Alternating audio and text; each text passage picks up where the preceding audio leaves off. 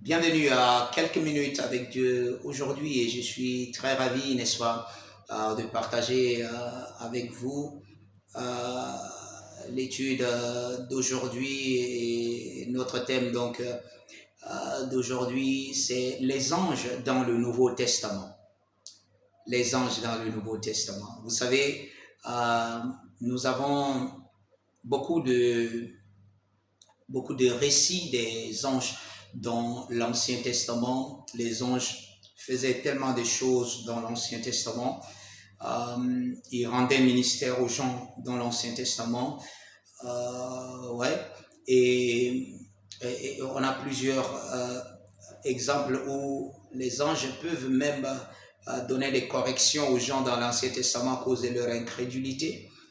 On peut par exemple donner le récit de Zacharie, le père de Jean-Baptiste, qui a refusé de croire et l'ange l'a frappé d'aveuglement jusqu'à ce que l'enfant, n'est-ce pas, soit né. Mais dans le Nouveau Testament, les anges sont à nos services. Gloire à Dieu, gloire à Dieu. Waouh! Ceci démontre la puissance de notre Seigneur Jésus-Christ. Euh, on, peut, on peut lire euh, dans le livre de Hébreux, le chapitre 1 et le verset 14, la Bible dit « Envoyés pour exercer un ministère en faveur de ceux qui doivent hériter du salut. » Et là, il parle des anges. D'accord? Vous pouvez lire quelques versets un peu plus haut pour savoir que il est en train de parler, n'est-ce pas, des anges. Il dit, ils sont envoyés pour exercer un ministère en faveur de ceux qui doivent hériter du salut. Quels sont ceux-là qui doivent hériter du salut? Ce sont tous ceux qui ont accepté le Seigneur Jésus. La Bible dit, nous sommes héritiers de Dieu, co-héritiers, sinon héritiers joints avec Jésus-Christ. Aujourd'hui, les anges sont à nos services. Vous savez, quelquefois, quand nous donnons des instructions au nom de Jésus, les anges se mettent en action. Les anges se manifestent.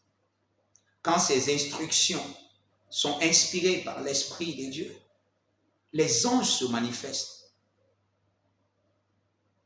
La Bible dit, l'ange de l'Éternel campe autour de ceux qui les craignent et il les arrache du danger. Ils sont là à l'œuvre. Ils peuvent se manifester. Si vous donnez des bonnes instructions, vos anges seront en activité.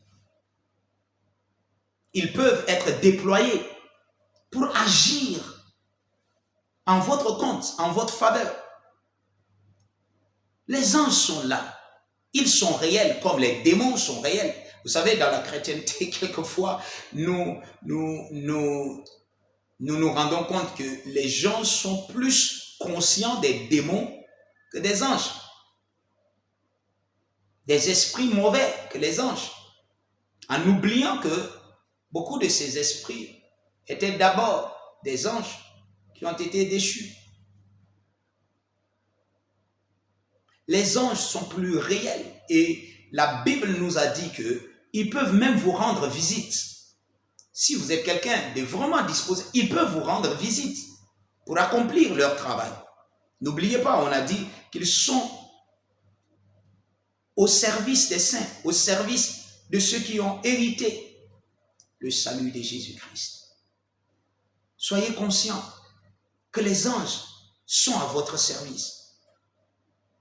Ce n'est pas nous qui avons décidé cette belle histoire ou bien cette belle pensée. Non, c'est Dieu qui l'a dit. Et quand Dieu l'a dit, c'est notre vérité, c'est votre vérité. Alléluia. Que Dieu vous bénisse.